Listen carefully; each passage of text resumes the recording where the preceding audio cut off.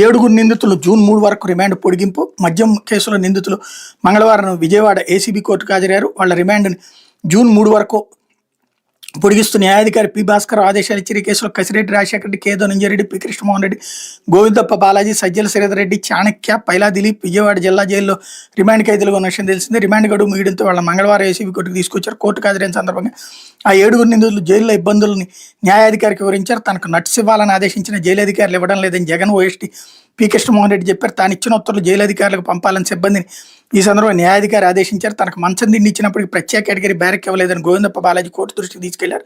దీనిపై కలెక్టర్కి ఆదేశాలు జారీ చేశామని న్యాయాధికారి చెప్పారు.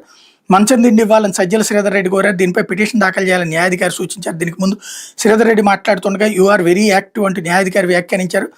జైల్లో పరిశుభ్ర వాతావరణం ఉండట్లేదని, నడుస్తుంటే జారుతుందని, 2 రోజుల క్రితం తన కాలు జారి పడిపోయాని మాజీ ఐఏఎస్ అధికారి ధనంజయ రెడ్డి తెలిపారు. కాగా మద్యం కేసులో సిట్ దర్యాప్తును దాని పురోగతిని ఎప్పటికప్పుడు ఏసీబీ కోర్టుకు తెలియజేయాలని దర్యాప్తు అధికారి న్యాయాధికారి ఆదేశించారు. సిట్ దాఖలు చేసిన మెమోలో కొత్త విషయాలు ఏమీ లేవన్నారు.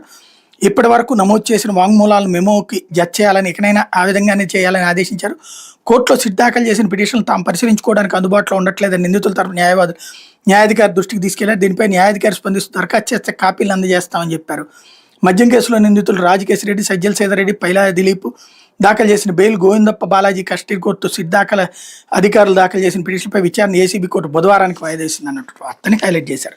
ఇది